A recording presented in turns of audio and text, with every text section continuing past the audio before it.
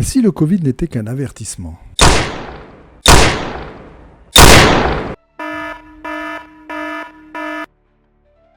En 2019, personne pensait que le monde entier allait s'arrêter. Et j'en profite pour te dire que je construis cette chaîne pour donner la voix à ceux qui ne l'entendent pas, ceux qu'on n'entend pas assez. Si ce genre de concept te parle, c'est ici que ça se passe. En quelques semaines, frontières fermées, hôpitaux saturés, confinement. Et aujourd'hui, les experts parlent déjà de la prochaine pandémie. Parce que la vraie question n'est pas si elle arrivera, mais quand. Et surtout, serons-nous prêts cette fois-ci? Depuis le Covid, plusieurs signaux sanitaires inquiètent les autorités. En 2023-2025, le cas de H5N1 ont été détectés chez plusieurs mammifères. Des mammifères marins, des visons d'élevage, du bétail aux États-Unis. Même là-bas. Et ce qui inquiète, c'est pas tant le virus actuel, c'est sa capacité à muter. C'est un vrai mutant, lui. World Health Organization. Et tout ça vient d'une source fiable. Je vous lis ça. La World Health Organization, surveillance des virus, zoonotique CDC, Center for Disease Control USA.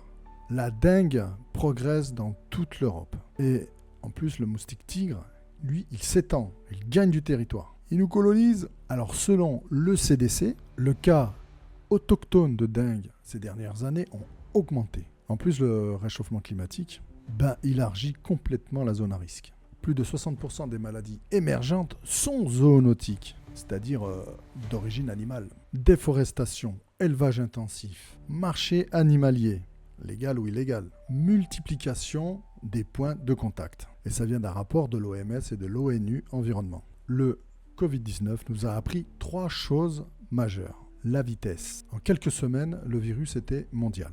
Donc évidemment, la mobilité internationale accélère le tout. Il y a eu la saturation hospitalière. Même des systèmes solides ont été débordés. Et puis la désinformation, la confusion a parfois amplifié la crise. Eh oui, il y a des trolls pour tout. Alors aujourd'hui, les experts parlent d'un concept particulier. C'est en anglais le Disease X. C'est là.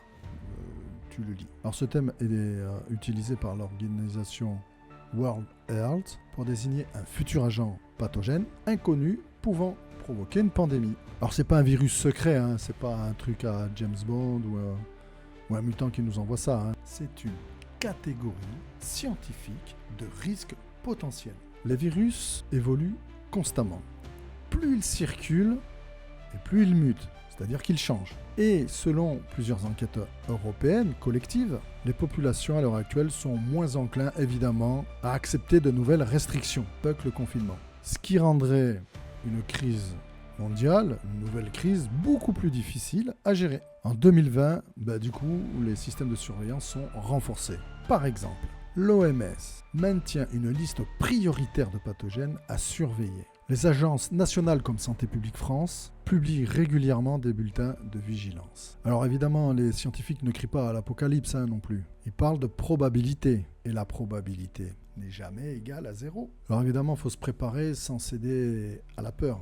L'objectif n'est pas la panique. L'objectif, c'est la résilience. Alors qu'est-ce qu'on peut faire individuellement? Évidemment, l'hygiène, simple, se laver les mains régulièrement, mettre du gel hydroalcoolique, pas fourrer ses doigts dans sa bouche n'importe quand. Vaccination à jour selon les recommandations officielles, même si beaucoup n'aiment pas ça. Prendre ces informations via des sources fiables, OMS ou Agence nationale. Évidemment, préserver sa santé globale, c'est-à-dire faire du sport, bien dormir et bien s'alimenter.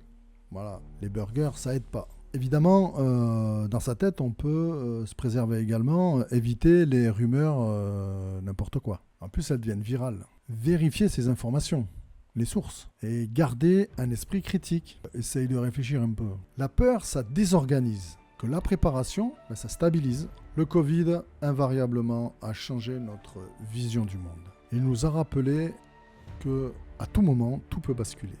Tout peut changer. La prochaine urgence sanitaire n'est pas annoncée pour demain, c'est sûr, mais les experts confirment, savent qu'elle va arriver. Donc du coup, fais gaffe quand même. La vraie différence entre le chaos et le contrôle, ce ne sera pas la peur, ce sera la préparation, l'information.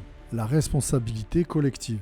Parce que quand les gens vident leur rayon PQ, je sais pas, il y a un problème quand même. En 2020, nous avons été surpris. La prochaine fois, nous serons prêts.